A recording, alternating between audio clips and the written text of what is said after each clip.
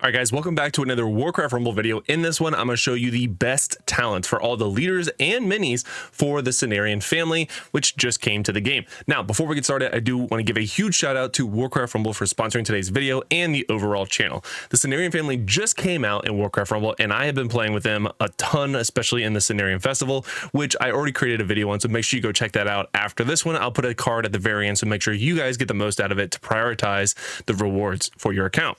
Now, let's talk about the Cenarion leaders. So first up, we have Cenarius, who is a healer, ranged healer, who has like this massive AoE around him. Super good. He is a 5 cost. I almost said 4. 5 cost. And his talents are as follows. He has Revitalize, allies entering Tranquility, trigger an additional heal pulse. Force of Nature, summons a Trinit, when a rooted enemy dies. Wild Growth, on deploy, root all enemies for 5 seconds. Now you can see I've used all of them except for this one. I'm not saying Revitalize isn't good. In fact, I would argue it's probably the best in tandem with Force of Nature. The reason I think Force of Nature is really good is that you get this huge push going with him, with all the units that you kill, because as soon as an enemy gets into his circle location, they get rooted. And so you basically just want to kill them. So you get a nice big death ball going with Cenarius, and you just get a bunch of these little additional adds. And if those adds with him get to a tower, they just chunk it down, or any big tank for that matter, because they will just chunk it down if they don't have AoE damage.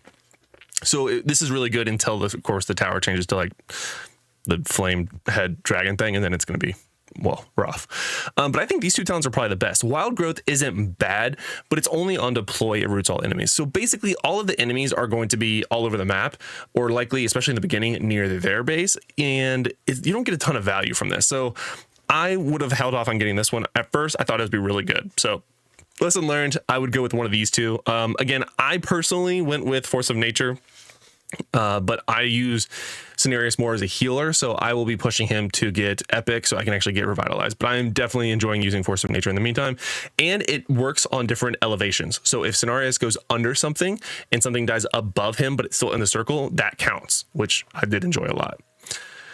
All right, so that's Cenarius.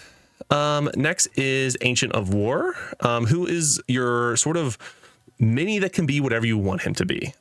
So he is a X cost because you can use him at any cost, and his talents reflect that. So it gets a little challenging because ideally you would have all of them active at one time, so that way you could, well, depending on how you play him, take advantage of it. So instead you basically pre-plan your deck based around the talent of Ancient of War. So the first one is Sapling. If played for 4 or less, gains 60% attack speed.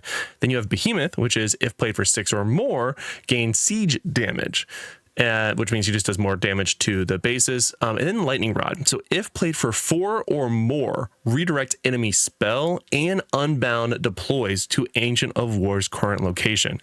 By far, bar none, the best option is Lightning Rod because it only is 4 or more. So it's not 6, it's just like right in the middle of the cost, and it's super good. It is a hard counter to like a Maiev deck where any unbounds have to be played on him, and spells. Like if you get into a situation where you're base racing against spells, play Ancient of War at 4 more cost with this talent, and they literally can't execute down your base. Pretty intense. Partners really well with Onu as well, because Onu makes it so unbounds can't go on him, and then Ancient of War makes it so you can. So it will really minimize the space, because ideally Ancient of War is going to be either a little in front of or a little behind Onu. So you can really minimize the target location they can even use if you combine them two together. So that's the go-to. And then after that, I actually prefer Sapling. Behemoth is just too expensive, especially if you're using Ancient of War with any other Cenarion units. They're pretty expensive as a family. So I would not want this just for the siege damage. So Sapling, you can use at 1, 2, 3, and 4, and you literally just get additional attack speed. So you can just spam these guys as sort of like a cycle unit. But Lightning Rod is definitely the best of the available ones for talents. Next, now this one's been out for a little bit now, but we do have the Fairy Dragon. The Fairy Dragon has Phase Shift, which is teleport backwards when attacked, invisibility, gain stealth, and then Fey Blessing. Once per deploy, grant resist to a nearby ally.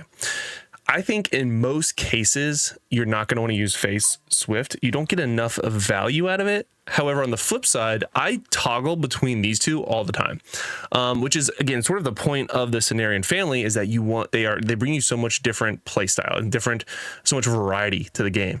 So if he's picking my first one, I would go with Fey Blessing, because again, a lot of the builds that I am seeing in sort of a meta standpoint for Cenarions are more like death balls. So making one of your units resist is really good.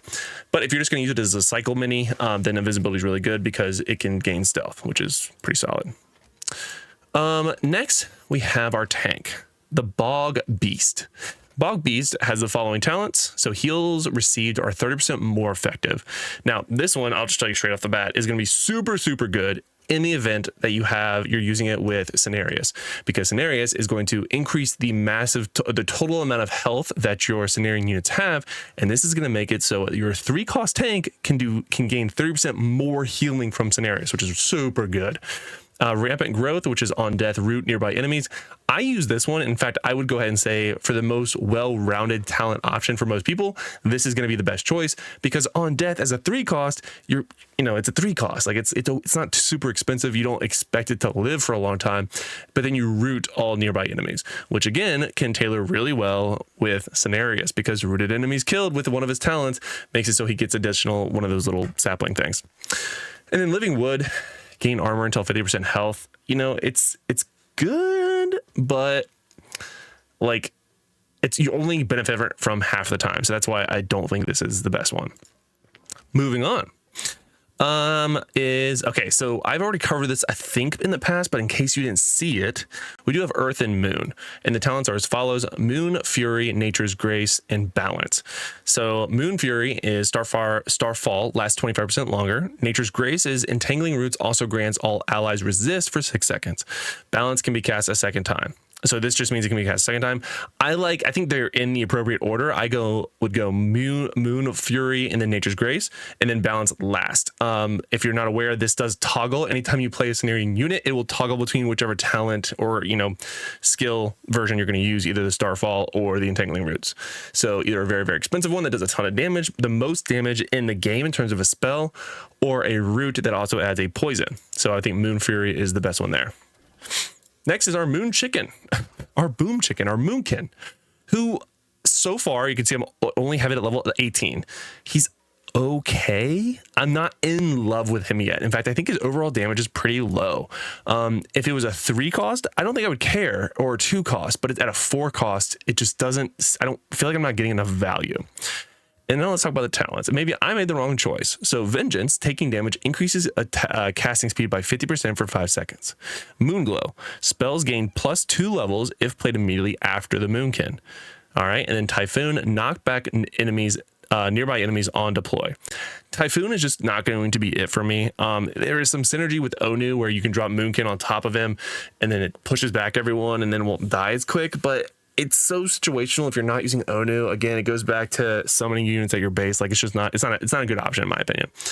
Moonglow is basically Jaina, her talent as a leader on crack, where you get 2 levels.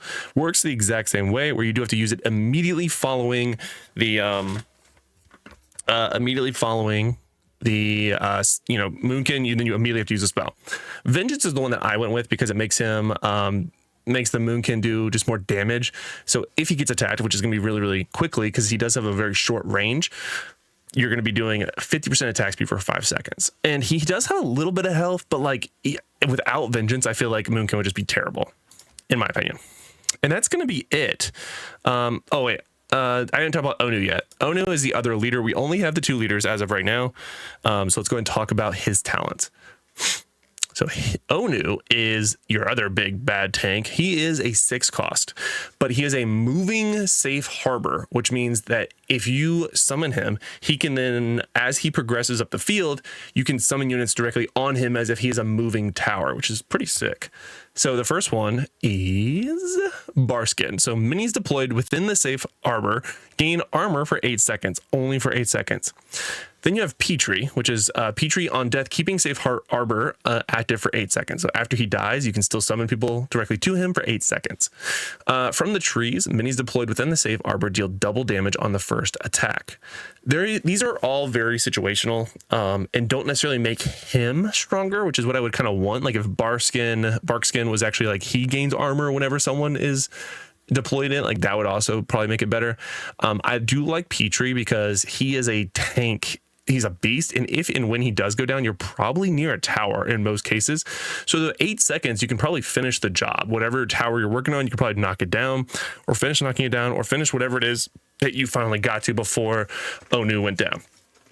Outside of that, I do like from the trees, which is minis deployed within the safe arbor deal double damage on the first attack, because again, as he progresses up the field, you can drop a mini literally on top of another tower with him, and then they deal double the damage on top of that. So it's pretty sick.